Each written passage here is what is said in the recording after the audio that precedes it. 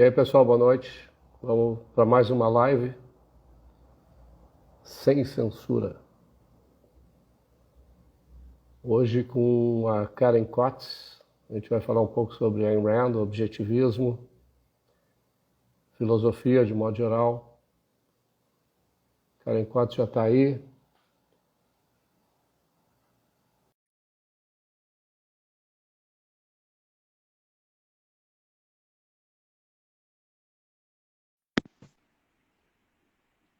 E aí, Karen, Boa noite, Roberto. tá me ouvindo bem? Tô te ouvindo bem. Tá me ouvindo? Deixa eu aumentar. Deixa eu aumentar. Deu. Estou te ouvindo bem também. Como é que tá aí em Londres? Tu já tomou a vacina? Não, ainda não. Acho que eu vou ser a última das últimas a tomar. Não tô com muita pressa, pra te ser bem sincera. Deixa eles vacinarem as pessoas de mais idade, o pessoal que realmente tem problemas de saúde, né? Mas estamos Tu é muito aqui. jovem, né? Tu não corre risco de vida. Se é que tu já não foi infectado, eu nem sei se tu já não é imune. Então não tem realmente muito por que se apressar, né? Não, e essa é uma pergunta bem interessante, porque todo mundo aqui em Londres, ou muitas pessoas aqui em Londres, têm essa sensação de que já foram infectadas em algum momento. Eu mesma tive alguns sintomas lá por março, abril, março, desse ano ainda. E Aham. então, eu acho que já fui infectada, mas não tem como saber, né? Então, como os nossos governantes aqui também não sabem, eles fazem todo mundo ficar em casa. É inacreditável. Quem está aí é a Yara. Ó. A Yara acabou de entrar aí para assistir. Ela estava Ah, ansiosa, né? Fazendo comentários em todo momento, compartilhando, curtindo. É uma satisfação ter a Yara aí junto contigo aqui na live para a gente poder conversar. Yara é minha E PR, é tua? a minha relações públicas. Ah, Yara tá. faz Ah, minhas tá. propagandas. Ah, tá, PR. Tá, É, entendi. Agora eu entendi. é. É tua RP, né? Isso aí. Desculpa se eu acabar confundindo um pouco e falando algumas palavras em inglês. Eu confesso que fora de casa com meu marido eu acabo não falando muito português, mas sempre Aham. acompanhando. Não tem problema. Se eu não entender, eu pergunto o que que significa. Bom, são 8 horas, o pessoal está chegando ainda, né? Normalmente demora um pouquinho para a turma ir entrando, mas de qualquer maneira, como fica gravado, vai estar disponibilizado no próprio Instagram e lá no Facebook. Eu gosto sempre de começar no horário. E a primeira coisa que eu digo sempre, a partir das 8 horas, é muito obrigado, Karen, por ter aceito o convite. Aceito o convite ou aceitado o convite? Sei Aceito. lá.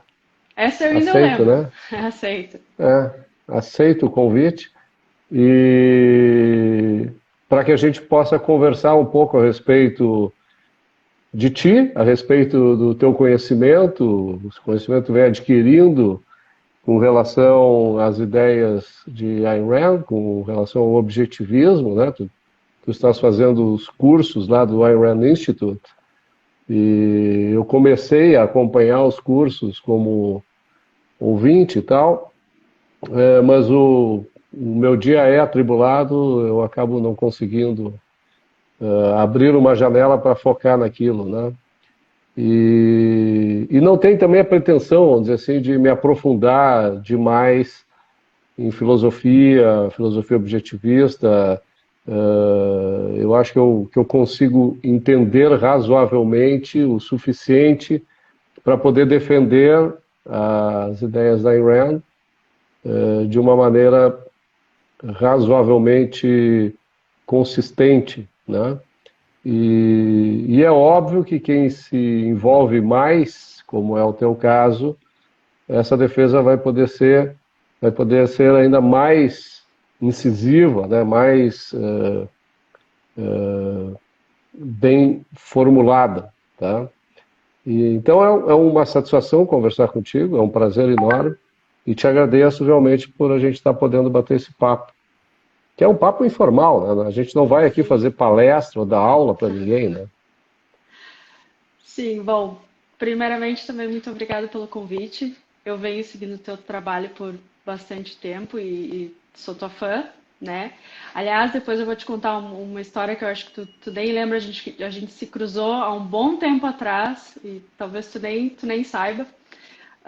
Mas segundo Hum. também, só para deixar claro, eu sou uma auditora dos cursos do Arendt Center, do Campus do Arendt Center. Eu também tenho uns horários bem complicados para ser uma aluna de graduação. A única diferença é que eu acabo não sendo avaliada, né, como os outros Uhum. graduandos, mas eu também participo bastante do trabalho do Objetivismo Brasil, ajudando o Matheus com todos os materiais, traduções e também com o grupo de objetivistas aqui em Londres. Então eu estou um Uhum. pouco mais envolvida nessas duas frentes também.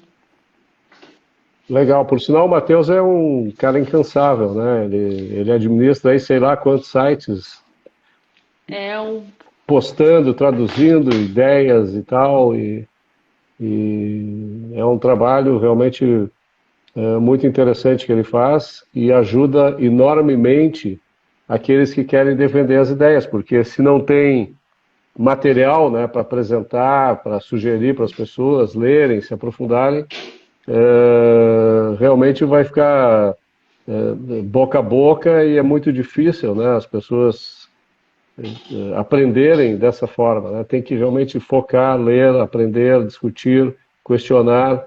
Esse é o objetivo, né, isso. E do tem estudo da muito, filosofia.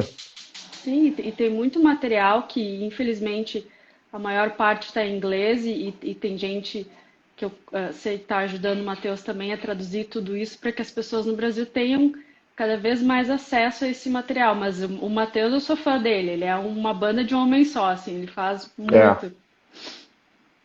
é. Eu não sei nem se ele está nos ouvindo, mas seria bom ele ouvir isso para ele se sentir motivado, né? Não que ele precisasse dessa motivação, mas eu acho que é sempre bom a gente saber que realmente o nosso trabalho está tendo resultado. Por sinal, eu queria comentar contigo o seguinte: o que a gente percebe pela falta de literatura ou de livros de não ficção, né?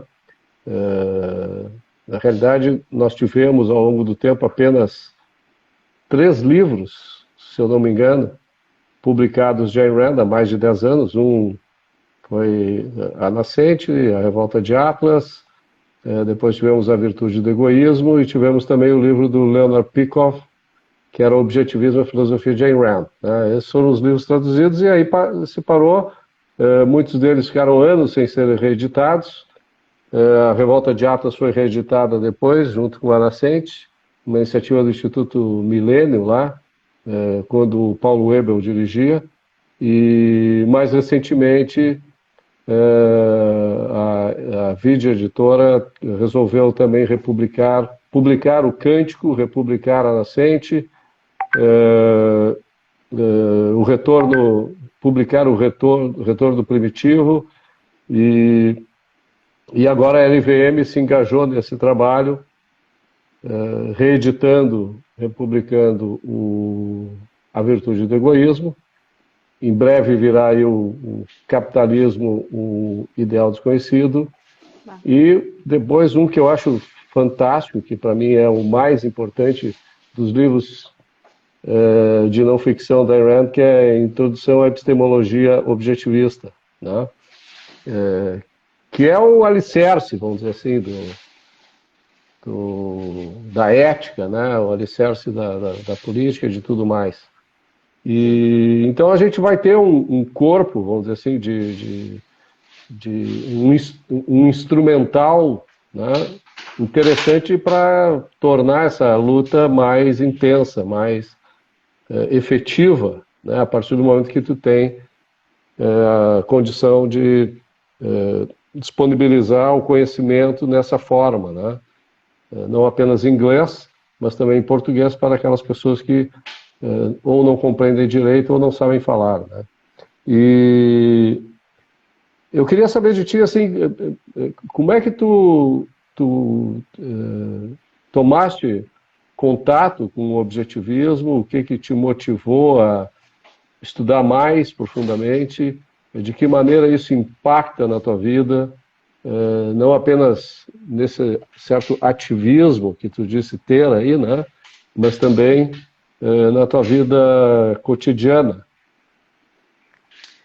Roberto, eu vou te dizer que, começando pela tua última pergunta, impacta todos os dias. Todos os dias. Tudo que eu faço tem. Eu uso o conhecimento da filosofia para me ajudar, porque a filosofia nada mais é do que um manual, né? Um manual, um guia para te poder tomar as suas decisões, desde as mais importantes às mais corriqueiras do dia a dia, né? Que acaba sendo bastante baseado tanto na questão da ética, quanto na política, quanto vários outros ramos de filosofia que a gente vai conversar depois. Mas, começando pela tua primeira pergunta, foi até bem fortuito que tu me convidaste para fazer essa live hoje, porque a maneira como eu fui introduzida em Rand, por incrível que pareça, foi através do nosso amigo Guilherme, o Gigas, né? Espero O que ele não se Gigas. importe de eu chamar ele carinhosamente de Gigas. O O Gigas Gigas, estava ontem aqui falando comigo, né? sim, eu acabei ouvindo essa live hoje porque fazia tempo que também eu não falo com ele, não tenho esse contato com ele. E aí foi interessante que ele falou que quando ele começou a fazer as aulas dele e a ter o Clube Miss Rand, ele Uhum. fazia os eventos na casa dele.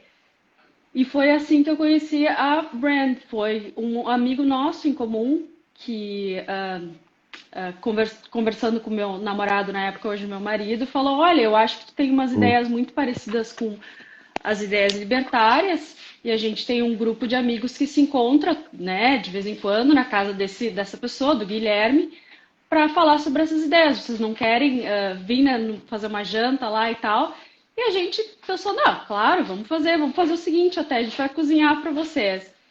E foi muito engraçada essa história, porque a gente foi achando que ia cozinhar para, sei lá, umas 20 pessoas, 25 pessoas, chegou lá, eram 6, 7. Eram super poucas.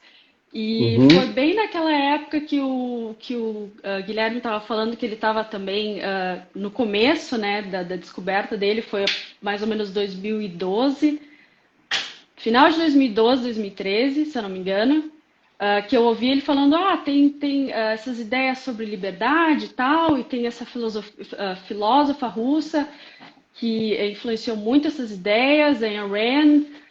Aí eu fiquei tipo, Ayn Rand, quem é essa pessoa?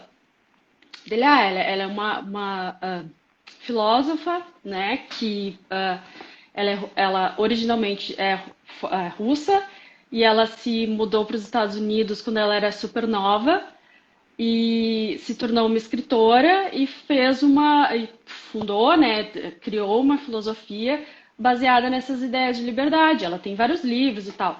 E na época eu tinha acabado de me formar em arquitetura. E aí Uhum. eu me lembro que o Guilherme comentou, olha, um dos livros super importantes dela, a Nascente, fala sobre a história de um arquiteto. E aí eu sempre gostei muito de ler, gostei muito de literatura e tal, estava procurando um livro novo e disse, bom, vou tentar esse aqui. Não preciso dizer que nos primeiros capítulos eu já disse, bom, ok, isso aqui é diferente. Eu nunca li uma coisa dessa. Uhum. Então eu terminei a Nascente e foi assim bastante impactante para mim porque a maneira como ela conta a história, a maneira como ela faz o personagem principal ser tão independente me chamou muito a atenção, né? E Uhum. é uma coisa que tu não vê muito na literatura, principalmente na literatura brasileira, esse tipo de herói, né? Com valores e ideais bastante fortes, um herói bastante íntegro. E a partir daí eu Aqui no comecei. Brasil a gente é muito adepto do jeitinho, né? Ou seja, uma postura, uma visão mais pragmática a respeito das coisas, né? Ah, se tiver que dar uma mudadinha aqui nos meus princípios, não tem problema, o que importa é eu conseguir aquilo que eu quero, né? Independente de como isso vai ser obtido, né? E lá Não, na Nascente tu tem o Howard Roark, por sinal é um livro fantástico, eu acho. ah, Para mim é o melhor livro da Ayn Rand, né? ah, Fica, eu gosto muito do We the Living também, que não está também. publicado em português, é quase uma autobiografia, né? Não chega a ser bem uma autobiografia, mas é a representação de como a Ayn Rand se via lá na Rússia, né? Na época do Sim, esse comunismo. livro é muito bom, é verdade. É. Mas eu vou te dizer que uma das coisas que me chamou a atenção também do personagem principal ah, as virtudes dele são muito diferentes daquilo que a gente, de muito da literatura que a gente é exposto nas escolas. E eu sempre tive bastante, acho que é uma palavra forte, mas uma aversão àquela história do anti-herói, né? Uhum. Nossa, o anti-herói da literatura brasileira e tal, e fica meio, tipo, Macunaíma, essas coisas, fica, tipo, tá, mas, sabe, isso não é heróico, isso não são valores interessantes para minha vida, nunca gostei e tal. Então, lendo a Ayn Rand, eu disse, bom, isso aqui é diferente.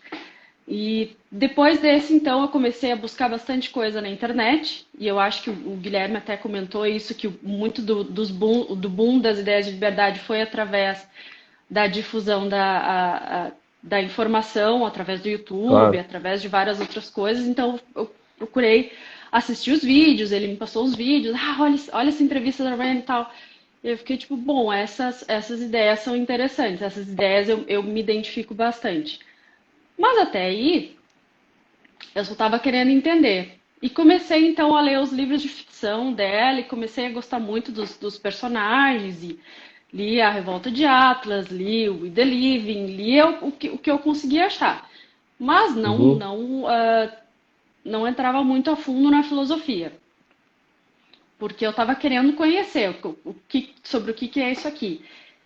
E lá por 2014, quando começaram as reuniões do Miss Rand, eu comecei a participar.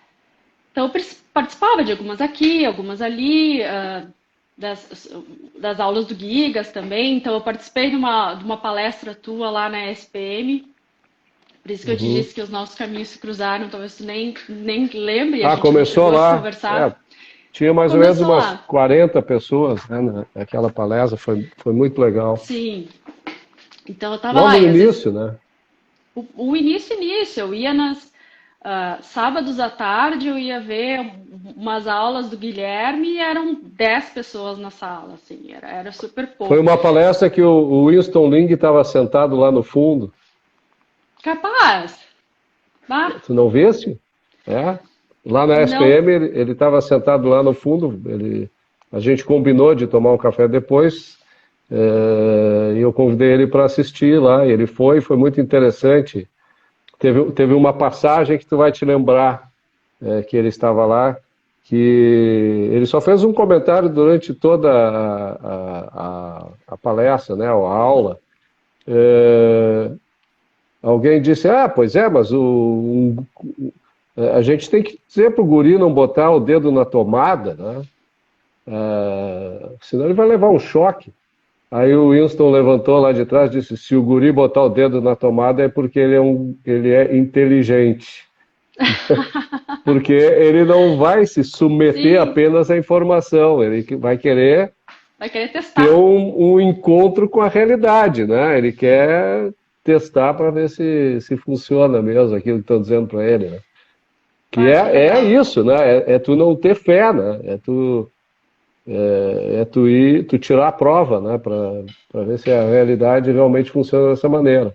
Exato. Então, continuando a história, pegando esse fio da meada de tu testar as coisas na realidade, eu estava sempre nesse meio das aulas do Giga, né, SPM, do pessoal que começou o Clube Miss Ran, mas eu nunca me envolvi muito, porque além de ser uma pessoa bastante independente, eu sempre fiquei tipo, tá, vamos ver se isso aqui funciona, né? Uhum. Então lá se passaram 1, 2, 3 anos e eu comecei a justamente tentar entender um pouco mais a filosofia, tentar entender como é que ela se aplicava para a minha vida, para as pessoas ao meu redor. Será que isso faz sentido? Será que não faz sentido? E a Rand fala muito de causa e efeito, né? E isso acontece mesmo na vida das pessoas. Tu não pode esperar ser uma pessoa super inteligente se tu não estuda, né? De maneira Uhum. bem básica. Mas isso ao longo do tempo, tu precisa de um pouco de tempo para entender essa causa e efeito. Então eu me dei lá meus 2, 3 anos e comecei a entender isso. E nesse meio tempo, no final de 2015, eu me mudei para Londres.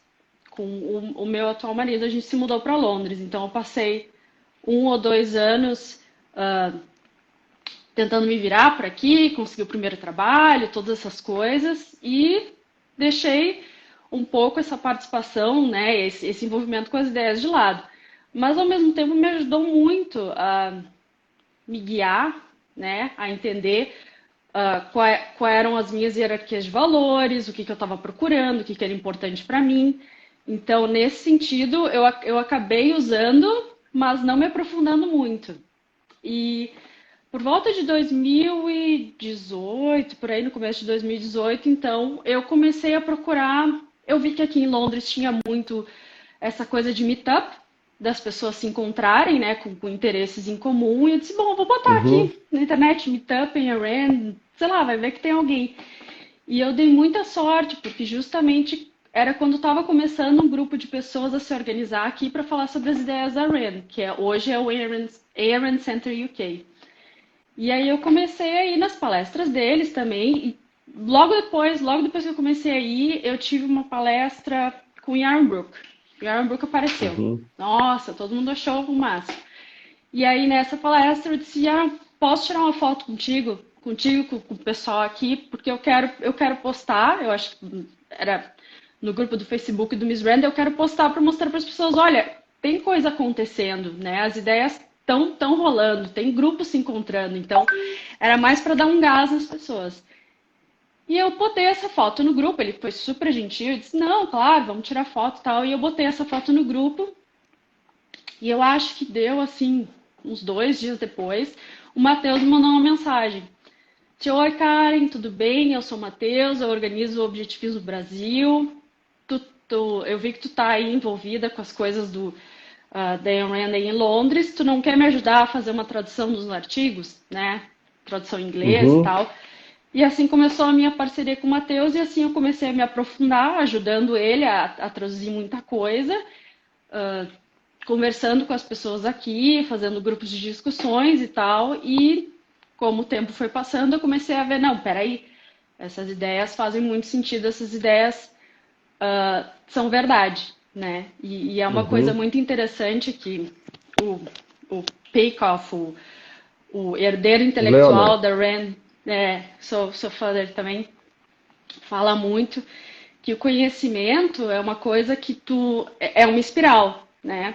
Tu aprende lá, aí tu chega lá em cima, aí tu encontra um fato novo, tu desce a espiral de novo, né? Revisa, isso aqui faz sentido com tudo aquilo que eu sei. É o tal do revisar as premissas, né? Check the Isso. premises. Check the premises. Se tem alguma coisa que tá se contradizendo, check your premises, né? Confere de É. novo se não tem alguma coisa que não está batendo com a realidade. Então, nesses últimos anos foi exatamente esse processo. Ia lá, aprendia, depois voltava. Será que essa informação fecha com tudo que eu sei e com as coisas, com o conhecimento que eu tenho até agora?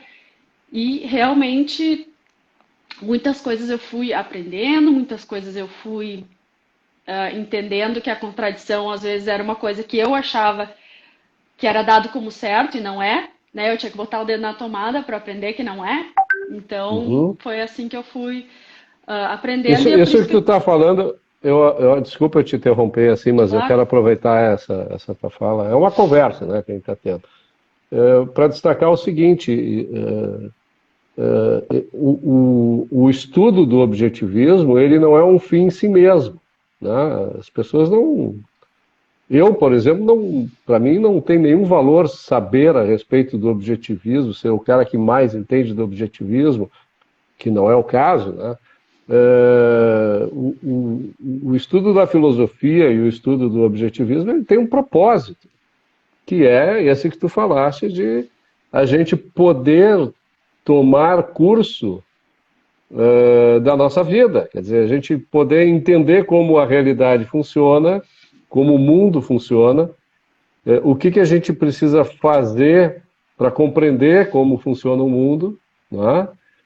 Para a gente poder identificar quais os valores que a gente vai precisar ir atrás, criar ou manter ou adquirir, enfim, para que a gente possa realmente alcançar aquele que é o nosso maior propósito, né? Que é existir e existir tendo uma vida cheia de felicidade, né? Esse é o objetivo, né, do estudo da filosofia.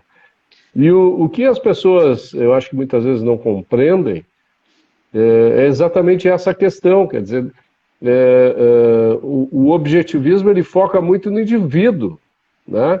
Ninguém está querendo evangelizar ninguém está querendo catequizar ninguém, até porque isso é impossível, né? É contraditório no caso do objetivismo, porque se o objetivismo elege o uso da razão, da lógica, e uma série de virtudes, né? Entre elas, por exemplo, a da racionalidade, a da independência, né? A da justiça e tal, a integridade, que dizem respeito ao indivíduo, não faz sentido tu querer adquirir uma filosofia que vai guiar a tua vida com tudo aquilo que a pessoa que descobriu ou sintetizou aquela filosofia estabelece. Não, isso é um instrumento, é um meio para que tu possas, essa palavra eu adoro agora, né? Te empoderar, vamos dizer assim, né? Olha Quer só. dizer, tu vai te empoderar, tu não vai ser empoderado por ninguém. É tu que tem que se empoderar, né? Entender como funciona a tua mente, entender como funciona o mundo, como tu te relaciona com o mundo através da tua mente e como tu decide a respeito das coisas que te dizem respeito, né? E como tu que te dizem respeito e como tu tem que respeitar as coisas que têm a ver com os outros, né? E como tu deve te proteger para que os outros também não faltem com respeito com as tuas coisas, né? Quer dizer, é uma coisa simples, não tem muito mistério, né? Não é algo surreal, supernatural, fenomênico, numênico, como é? Não há imperativos categóricos, não. É a realidade, a tua mente, o entendimento, o teu interesse e a relação pacífica entre as pessoas para buscarem conhecimento e transacionarem entre si para cada um conseguir prover ou adquirir os melhores valores para a sua vida. Isso é que eu acho muito legal também dessa filosofia, do objetivismo, que ela deixa muito claro. Na verdade, todo mundo tem uma filosofia, né, Roberto? E tem um artigo da Rand, acho que na verdade foi uma palestra que ela deu, que ela fala que eu gosto muito, que é filosofia é quem precisa dela. E aí ela fala que filosofia é um manual, é um guia, todo mundo precisa, é como se fosse um astronauta chegando num planeta diferente e perguntando, tá, o que é isso aqui e o que eu faço agora, né? Qual é essa realidade, Uhum. o que eu faço agora, né? Quais são os próximos passos? E é muito interessante que ela comenta também que muitas pessoas acham que filosofia é aquela coisa super complicada, né? Aqueles filósofos que falam muita coisa e tu não entende nada. E aí fica aquela velha história para os que entendem, nenhuma explicação é necessária, para os que não entendem, nenhuma explicação é possível. E esse tipo de É, filosofia não serve para nada, né? Porque uma filosofia que tu precisa de alguém para te traduzir é uma filosofia que não tem valor, né? Que se tu não usa no teu dia a dia, não tem porquê. Só que filosofia é um estudo que está aí já faz 3.000 anos, então para alguma coisa ela serve. E uma dos grandes aprendizados, eu acho que eu tirei das coisas que a Rand ensina, o que ela fala, é, primeiro assim, ó, ética, né, que é o que tu deveria fazer da tua vida. A primeira coisa que tu tem que perguntar é para que tu precisa de ética, né? Para que tu precisa saber como agir assim ou agir assado, ou depois da ética, né, como é que tu vai te comportar em relação às outras pessoas, que seria a política. Então, ela deixa bem claro que tu entender os ramos da filosofia que são metafísica, né, o que é a realidade, começa por aí. A realidade, ela existe, ela é a partir de coisas que têm uma identidade, né, ela não é o resultado de uma consciência, de uma mente, do querer de alguém, que no caso da religião seria Deus. Deus quis que o mundo fosse feito, né? A teoria do design, e o mundo é perfeito porque só pode ter sido alguém que criou, né? Saiu da consciência de alguém. Isso não faz sentido nenhum. A realidade é uma e a gente tem que entender como é que ela é. Porque eu gosto muito de usar o exemplo quando eu explico a questão da identidade, da realidade, que é importante se entender que as coisas existem porque elas têm uma identidade, porque, tipo assim, a diferença de da realidade ser uma, né? Vamos tentar deixar mais simples isso aqui. Que tudo tem uma característica definida. Então, por exemplo, se tu queima um pedaço de papel, ele vai virar cinza, ele vai mudar, mas ele não vai virar um passarinho, né? E essa é a identidade do papel. E se tu pensa em Deus e fé e toda essa realidade que vem da consciência, que tem muito do que Platão dizia, que existe aquele céu onde tudo é perfeito e a realidade é imperfeita, se tu pensa que tudo veio da consciência de um outro ser, é muito difícil tu conseguir criar teu conhecimento a partir disso, porque daí qualquer coisa vale, né? Basta eu pensar, basta eu querer. Fica inatingível, né? Fica inatingível.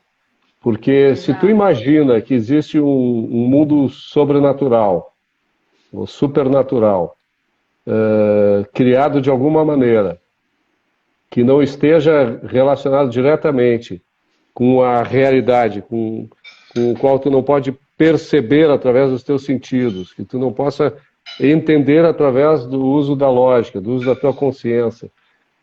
Esse mundo, ele é inacessível, né? A gente não teria como se relacionar com ele, né? Então, nada do que a gente faz seria possível se fazer. Ou a gente viveria numa vida determinada, né? Haver um determinismo, né? Que obviamente não existe, né? Ou a gente viveria em abstrações flutuantes, quer dizer, a gente não teria como ancorar as coisas que a gente tem na consciência naquilo que existe, né, na realidade. Quer dizer, a existência existe, o que existe tem uma identidade, cada identidade forma uma entidade que tem uma natureza, né, e um tipo de ação que não pode contradizer essa natureza, que é o que tu falaste, né? Se tu botar fogo no papel, não vai virar um passarinho, né? E isso é fundamental. Inclusive, só para completar aquele toque que tu deste do filosofia quem precisa, né? Do Nietzsche, né? Até não ter uma filosofia é uma filosofia. Né? Sim. A Rand já dizia isso também, né? Então, a gente quando começou a conversar a respeito da nossa conversa, eu te propus da gente falar o que o objetivismo não era, né? Mas esse ensaio é um ensaio meio niilista, né? Porque as filosofias, por exemplo, a filosofia de Platão, o neoplatonismo, essas coisas, é tudo que não é, né? Tu Sim. fala assim, não, tu não tem como provar que Deus existe. Deus não existe, né? Se tu pede uma prova, não, Deus não tem prova. Ou a vida após a morte não tem prova. Ou as fantasias, o unicórnio não tem prova. Enfim, é algo niilista, que tu não tem como estabelecer uma evidência positiva para aquilo, né? Então, eu acho que é importante a gente falar um pouco sobre o que não é o objetivismo para refutar determinadas pontos que as pessoas utilizam como falácias, principalmente a falácia do espantalho, né? Para dizer o que elas entendem que seria o objetivismo e a gente sabe que não é. Então, eu não sei quais são as explicações que tu precisa dar assim mais seguidamente para dizer, não, o objetivismo não é nada disso que tu está pensando. O objetivismo é aquilo, né? O que te passa pela cabeça assim, rapidamente? A primeira coisa que te vem à mente? Eu acho que a primeira coisa, porque como as pessoas estão muito ligadas nesse nível político, né, nesse debate político, a primeira coisa é o objetivismo é aquela filosofia dos libertários, né? Tem Defende a muito a ver com anarquia. isso, ou defende a anarquia, ou tem a ver com os conservadores, e quando na verdade o objetivismo não é nem de direita nem de esquerda, né? Ele é totalmente baseado no indivíduo, né? O indivíduo que consegue entender o mundo, o indivíduo que tem que fazer suas próprias escolhas e tem muito a ver com o fato de que, a princípio, parece tudo igual, né? Todo mundo defende a liberdade, todo mundo defende um governo menor, ou os anarquistas não defendem nem governo, mas Não, os anarquistas, eles defendem governos competitivos numa mesma jurisdição, né? Ou seja, querem estabelecer um sistema baseado na guerra, né? sim, a lei do mais forte, né? Might is A right. lei do mais forte. Exatamente. Quando na verdade a grande diferença está naquilo que a gente estava conversando antes, como tu entende a realidade e como tu entende o que é conhecimento, porque uma das grandes coisas que os libertários falam, que é a história da não utilização da força, eles estão certos, óbvio, né? A Princípio utilização da da não força, agressão. o princípio da não agressão é extremamente importante, mas a explicação deles acaba ali. E isso deixa um espaço aberto para muitas outras coisas acontecerem, né? Como a questão da religião, porque existem muitos libertários religiosos e tal, que tem a ver com como tu entende a realidade. E a Rand faz uma explicação muito boa de que o princípio da não agressão ela é baseado justamente no fato das pessoas serem seres racionais, né? E Exatamente. como é que a gente faz essa conexão? Que é justamente tu usa a tua cabeça, tu usa a tua mente, a tua racionalidade para conseguir sobreviver, para conseguir produzir as coisas. E se tu não entende essa conexão, a lei do mais forte é o que vai acabar te guiando nas tuas decisões. Então, se tu não entende como a realidade acontece, ou como a cabeça das pessoas acontece, não entende que existe free will, né, a liberdade das pessoas de decidirem pela sua vida, toda essa Livre-arbítrio. base, exatamente. Isso deixa muita coisa aberta. Então, a Rand dizia, olha, eu prefiro que não defendam, então, nessa base, do que defendam de maneira errada, né? Equivocadamente. Equivocadamente. Então, Tu, diga, desculpa, fala. Roberto. Não, termina. Eu que estou te atrapalhando, é que eu estou ansioso para dizer o que eu estou pensando, porque eu queria dizer que a gente teve uma coincidência muito grande nesse aspecto. Depois eu vou eu vou dizer o que eu penso a respeito. Termina de falar. Não, o que eu tenho para falar, e assim, eu não sou uma Rand, eu tenho muitos anos ainda pela frente para aprender sobre isso, mas eu acho que as pessoas entenderem essa diferença e realmente buscarem entender quais são as bases da filosofia da Rand antes de ir para a política, porque as coisas Claro. acontecem muito antes de ir para a política, isso sim é uma grande diferença da filosofia dela e, né, da filosofia ou do pensamento libertário, que é bem importante. O Mas vamos lá, que, quero te ouvir agora. o que a gente vai coincidir exatamente nesse ponto, e eu vou fazer uma análise reversa, tá? A partir do ponto que tu mencionaste do princípio da não agressão, e aí voltar atrás.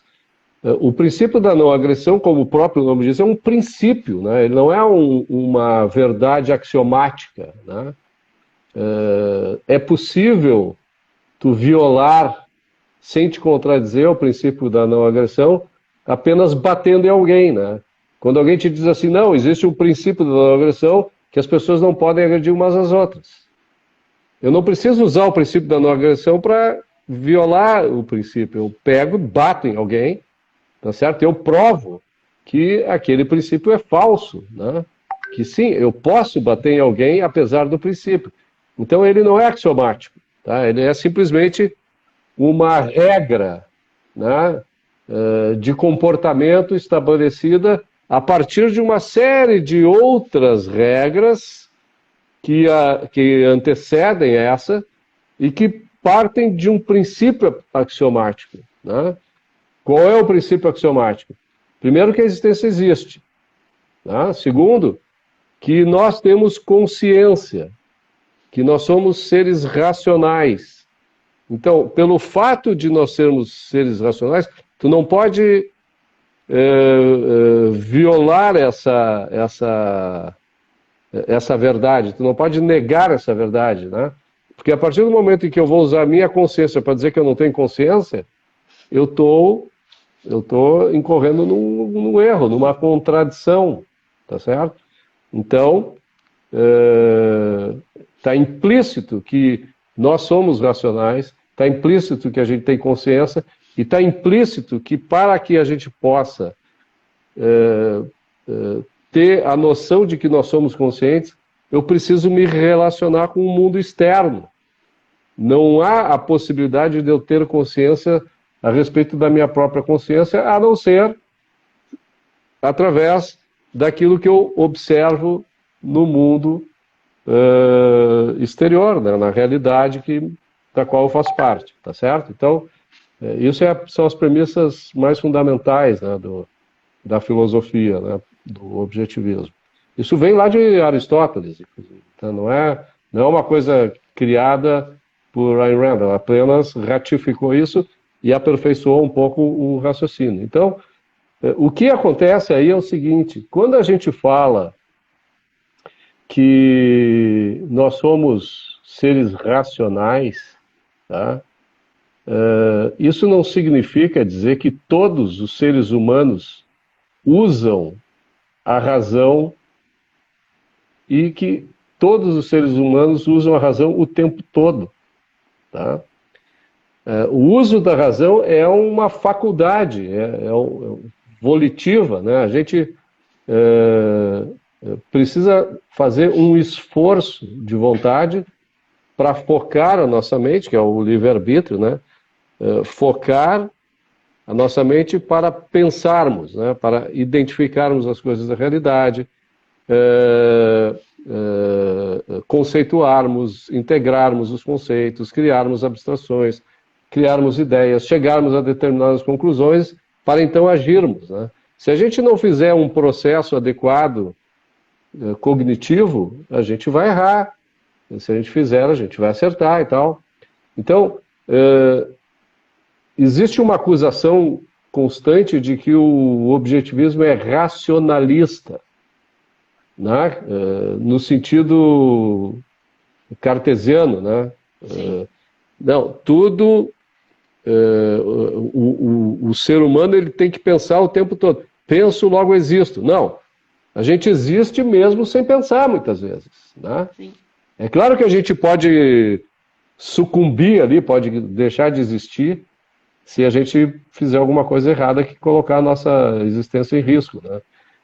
Mas o uso da razão, ele é volitivo. A gente tem a faculdade nesse E é sentido. importante usar o método certo também, né? Porque como Exatamente, tu que é o falaste, o método científico e a racionalismo, lógica, né? isso. O Então, quando a gente racionalismo é chega aquela lá dedução. no... Então, só para terminar esse ponto. Quando a gente chega no princípio de não agressão, onde as pessoas compreendem, não, se eu usar de agressão, aquele outro cara vai retalhar, né? E pode ser que eu enfrente um problema maior do que o que eu vou obter, né? Ou então eu vou agir de qualquer maneira porque eu acho que eu vou superar e acaba realmente perdendo, né, o conflito, né? Isso é absolutamente irracional, né? Então, o que acontece? Não precisa todo mundo ser racional, ou melhor, todos nós somos racionais, mas nem todos nós usamos a razão o tempo todo. A gente muitas vezes não reconhece a virtude da racionalidade, né? E aí precisa de uma instituição, tá, para conter esses nossos impulsos, né? Esses nossos desejos animalescos, muitas vezes, de usar a coerção, a força ou a fraude para obter aquilo que a gente não obteria simplesmente através ou do uso da razão na criação de valor ou nas transações que também implicam em uso da razão com os demais indivíduos. Então, Isso. eu acho que isso é realmente o grande problema intelectual que os libertários, os anarquistas, eles enfrentam, né? De não compreender toda essa base anterior, né? Metafísica, epistemológica, ética, que antecede a questão do uso da coerção numa sociedade e até que justifica a própria existência de um governo como uma instituição que vai retalhar, e apenas retalhar, contra aqueles que iniciaram o uso da coerção e apenas Isso. contra esses, né? E deixa eu te dar um exemplo, então, de como o não entendimento disso causam outros problemas, né? Porque, por exemplo, outra coisa que eu ia comentar, que as pessoas acham, às vezes, o objetivismo é dogmático, ou né, um culto random e tudo mais. Não, o objetivismo são princípios, e princípios são generalizações de são várias informações que tu coletou durante, né, um certo período de tempo, da tua vida e tal, e tu chegou à conclusão de que tá, isso aqui é um princípio, ou seja, tu está tentando reduzir o número o alto número de informações que tu tem ao redor da tua vida em princípios para que tu consiga funcionar melhor, né? Porque imagina se toda vez que tu Uhum. tiver que pensar, né, em cada detalhe de cada coisa para te agir, é um problema. Então, o objetivismo ele é baseado em princípios, ele não é descritivo, ele é prescritivo, né? Se tu quer chegar aqui, usa esse princípio geral. E aí, se tu chega no princípio da não agressão, por exemplo, como tu mencionaste, não quer dizer que a não agressão seja aplicada o tempo inteiro.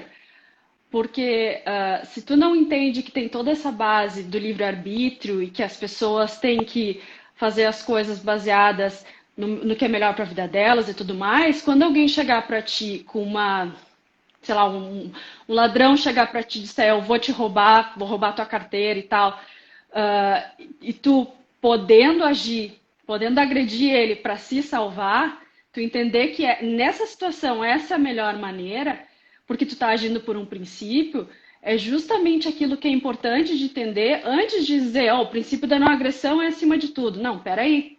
Existem situações em que tu vai precisar te colocar num ponto em que a agressão vai ser a tua melhor saída, né? No caso da defesa, que é o que o Claro. objetivismo diz. Olha, se tu precisa agredir alguém, se for para te defender, porque a tua vida é importante, Ok, faz sentido. E isso é um princípio, e não uma descrição de como você Exatamente. deve agir.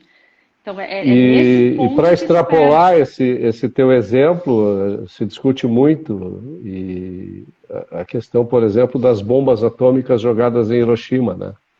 Que os objetivistas defendem que sim, que se tu está com a tua sociedade sendo ameaçada por outra sociedade de forma total, né, tu não pode limitar o teu escopo de defesa correndo o risco de que a tua sociedade seja submetida à escravidão ou ao Isso, extermínio.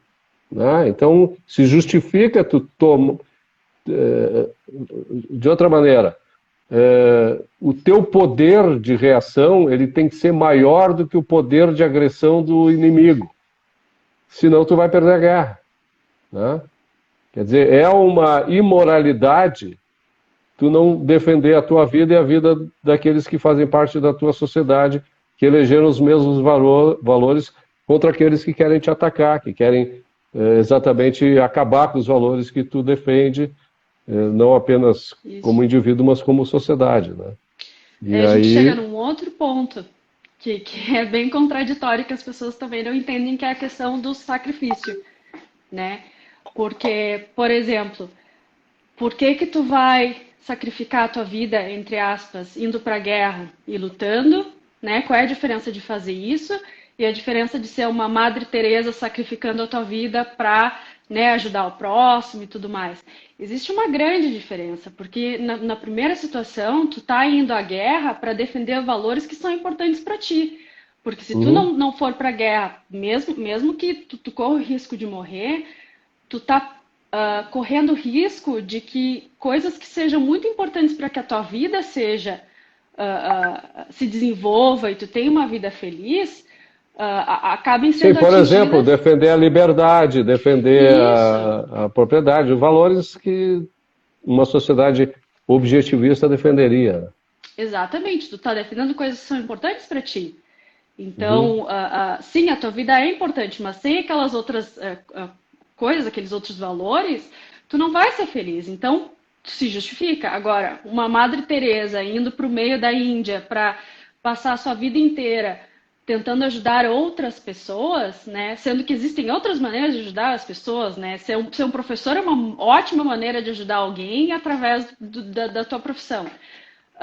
Tu tá simplesmente colocando o poder de decisão da tua vida na mão de outras pessoas, né? Uhum. Então tu tá sendo, uh, tu tá te sacrificando, tu tá botando um valor acima da tua vida, Uhum. que né, não se justifica nesse sentido. O que faz a vida de alguém na Índia ser mais importante que a vida da Madre Teresa? Nada. Os dois são importantes. Então, tu não pode fazer isso com a tua própria vida. Por isso que a gente entende que seja imoral até tu fazer esse tipo de coisa. Então, são duas É que coisas muito diferentes. há uma confusão aí também, que é a questão do que significa altruísmo, né? Existe uma perversão séria do termo altruísmo. Altruísmo é um termo que foi criado por Augusto Comte, né, o pai do positivismo, para conceituar uma atitude perante a vida, né? Quer dizer, é nobre tu te sacrificar e não, por alguma coisa. E não é só tu te sacrificar por alguma coisa para ganhar algo, não. Necessariamente, para tu ser nobre, como um altruísta, neste caso, tu não apenas vai ter que te sacrificar, como tu não vai poder ganhar nada com isso. Né? É o teu dever. É o teu dever, quer dizer, é a total abnegação. Né? E quando tu extrapola isso da tua pessoa para os outros, tu imagina que os outros devem também agir da mesma maneira. Então, se os outros não quiserem agir desta maneira, porque provavelmente eles são egoístas, né? Então tu vai ter que obrigá-los a agir dessa maneira. Tá? Tu vai dar a sanção moral para o uso da coerção, obrigando os outros a serem aquilo que eles deveriam ser, mas não são, porque aquilo contradiz a sua natureza. Né? Porque nós, seres humanos, somos que nem o papel, aquele que tu põe fogo e queima, e vira fumaça e cinzas, né? Nós somos a mesma coisa, a gente tem uma natureza, e a nossa natureza não é altruísta. Tá? O altruísmo é uma perversão, no meu modo de entender, da nossa natureza. Tá? Nós somos egoístas racionais. Tá? Então, essa é outro problema de interpretação, eu acho, no que se refere às questões que jogam entre altruísmo e egoísmo. Né? E egoísmo também não é tu sacrificar o outro. Né? Eu vou ganhar isso mesmo que os outros percam, né? Mesmo que eu tenha que sacrificar os outros. Quer dizer, um jogo de soma zero. Né? O egoísmo racional que os objetivistas defendem é sempre o jogo ganha-ganha. Explica aí como é que é isso aí. O jogo ganha-ganha. O princípio do comerciante, eu acho que é é como a gente diz em português, que na verdade é aquela coisa. Se eu tô lidando com o Roberto nessa live, eu tô ganhando alguma coisa, tu tá ganhando alguma coisa. Não é assim, o Roberto está tomando meu tempo, logo eu estou, né, fazendo pelo Roberto. Não, eu também tô ganhando aqui. Eu tô falando. Primeiro que eu tô trocando uma ideia com uma pessoa super interessante. Isso para minha própria mente já me ajuda muito. Eu estou me desenvolvendo.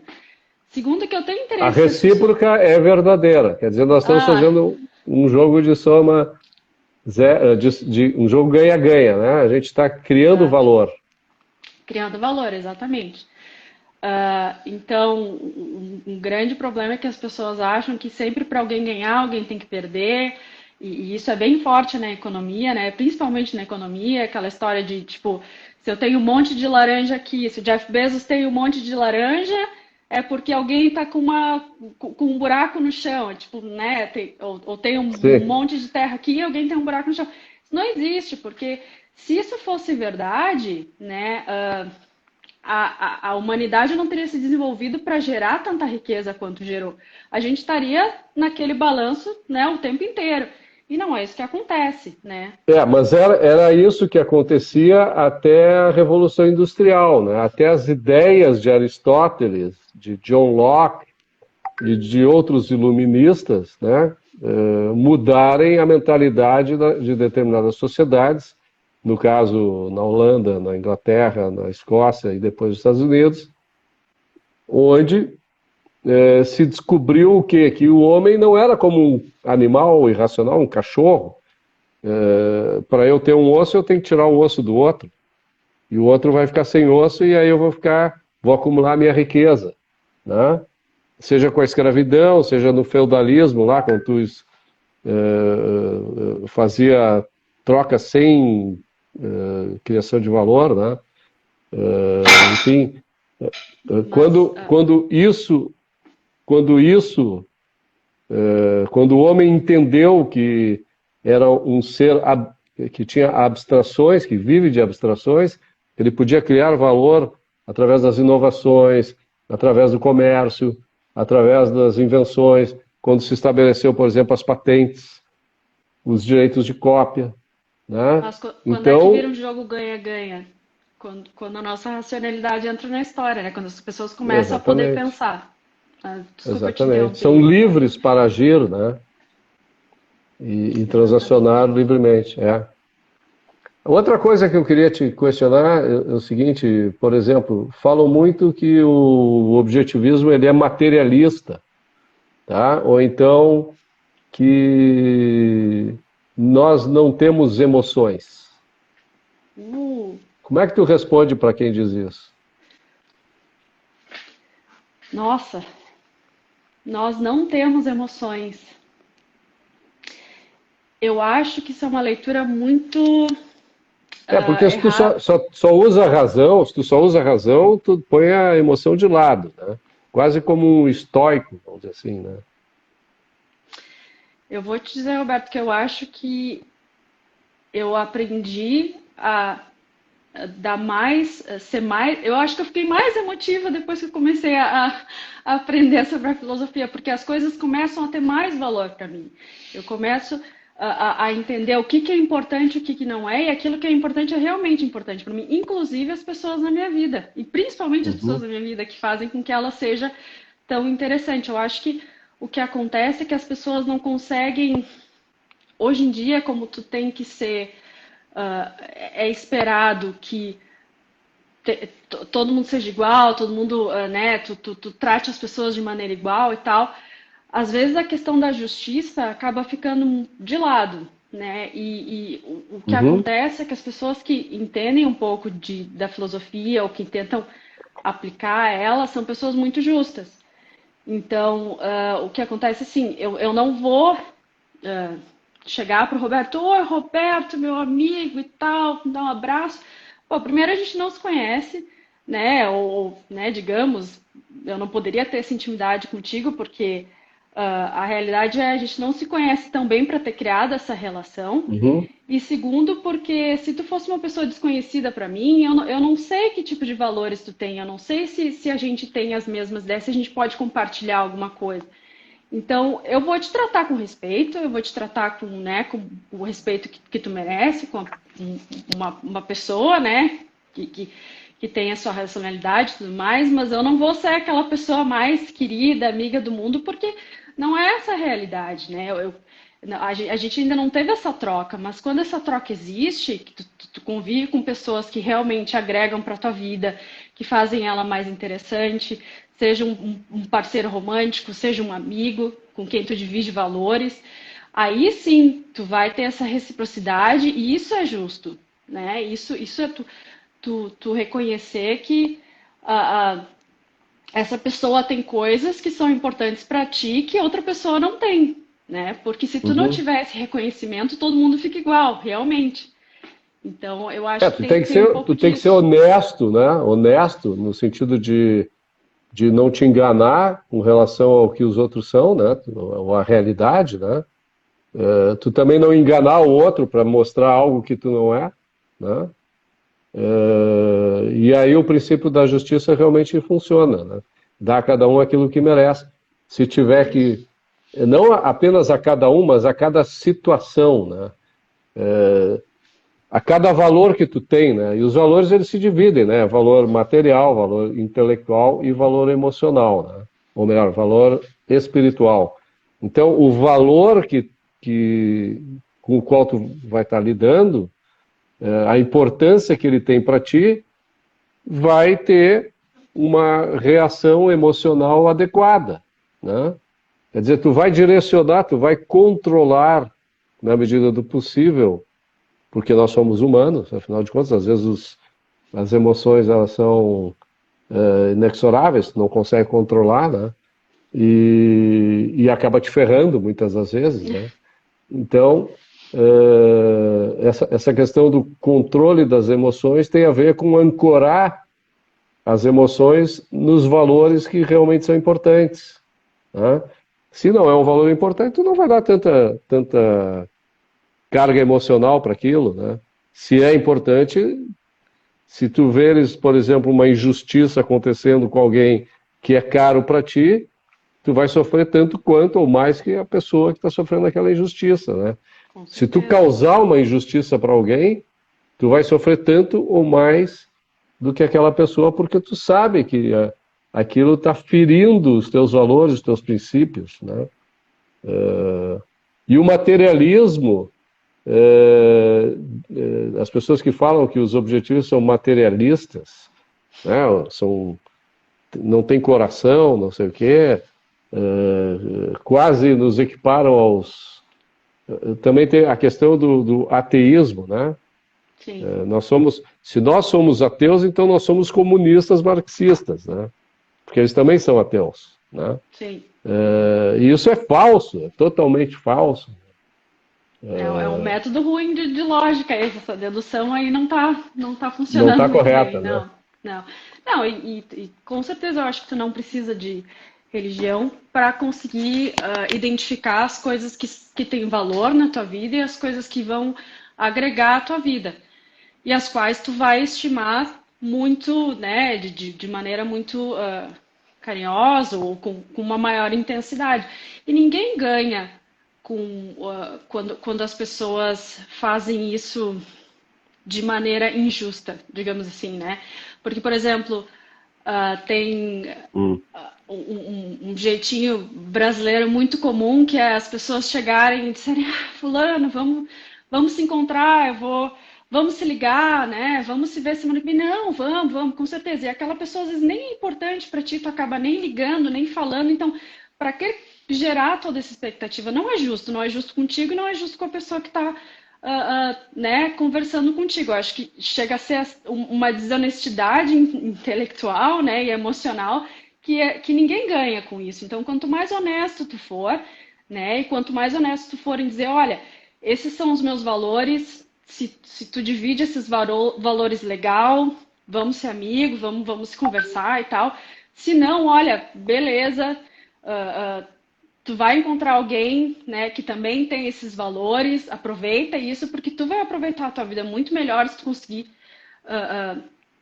encontrar pessoas que têm os mesmos valores que tu, ao invés de ficar perdendo teu tempo, entre aspas, né, ou gastando a tua energia, a tua vida, que é a coisa mais importante que tu tem, com pessoas que às vezes não têm os mesmos valores. E isso vai desde da tua visão filosófica até daqui a pouco o esporte que tu gosta de fazer, né? Por que tu vai ficar gastando teus sábados à tarde jogando tênis quando na verdade tu queria estar jogando futebol?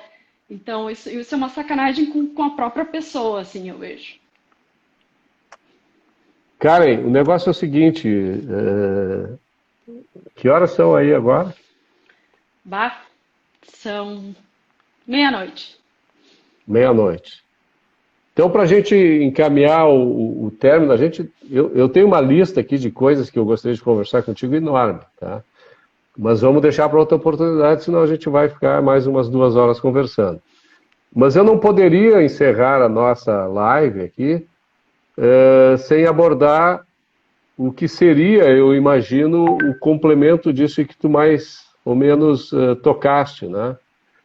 Que foi a tua provocação que tu colocaste aqui no Facebook, dizendo que vamos falar sobre como sexo, economia e benevolência se conectam. E o que isso tem a ver com a sua felicidade. Quer dizer, tu colocou essa provocação e para terminar a nossa live, tu vai ter o tempo necessário, suficiente, que tu entenderes razoável para abordar isso. E aí, então, a gente vai se despedir, eu vou te agradecer de novo e vamos marcar depois em off uma outra live no ano que vem para a gente voltar a conversar sobre isso. Legal.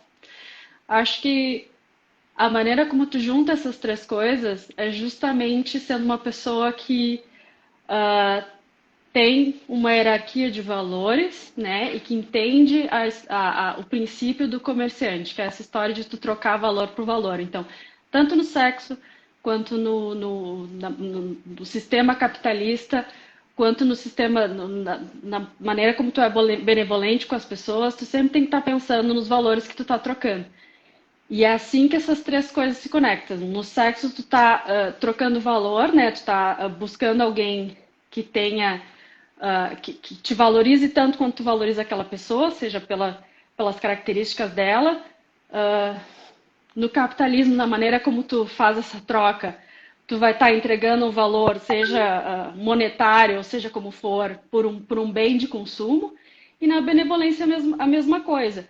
Tu vai estar sendo benevolente com pessoas que têm o mesmo valor que tu, né? Então, a vida é um valor muito importante para mim. E eu não gosto de ver, por exemplo, pessoas que eu gosto, ou pessoas até que às vezes eu não conheço, mas que têm os mesmos valores que eu sofrendo. Então, eu vou fazer um ato de caridade se eu achar que devo, se eu achar que é justo, porque eu tenho essa troca.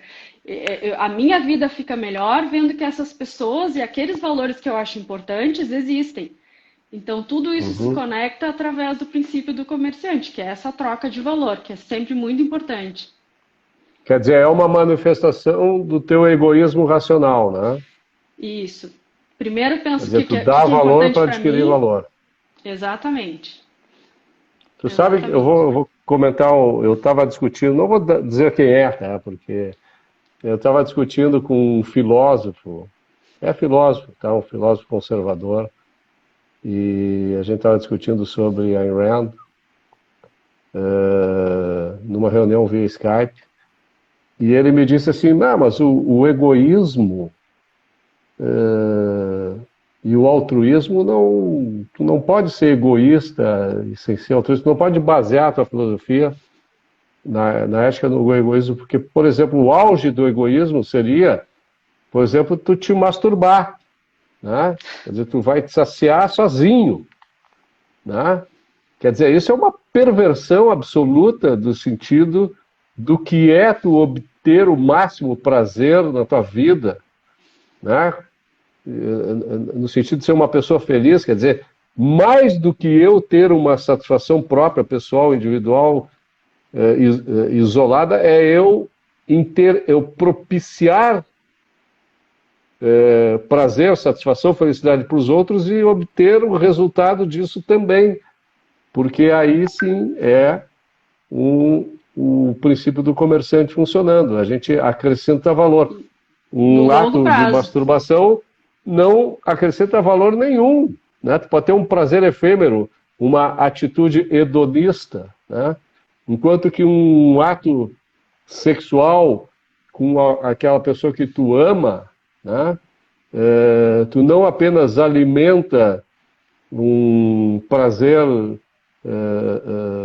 físico, intrínseco, mas também toda uma questão intelectual e espiritual que pode ser resumido, no final das contas, numa palavra única, que é o nosso grande objetivo nas relações pessoais, que é o amor, né?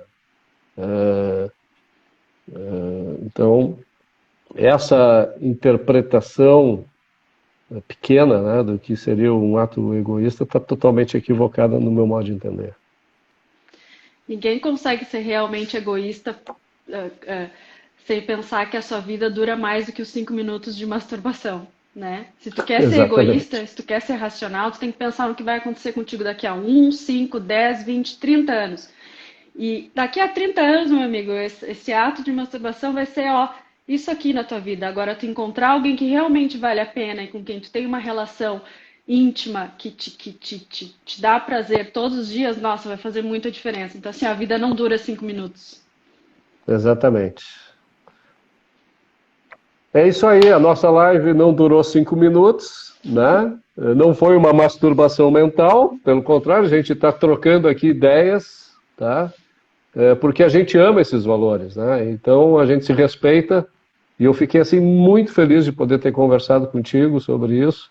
Espero que o curso que tu está fazendo lá realmente contribua bastante para ti, porque tu é uma pessoa que defende as coisas com convicção e quanto mais tu aprenderes, mais convicção eu acredito que tu vais ter para fazer essa defesa, né?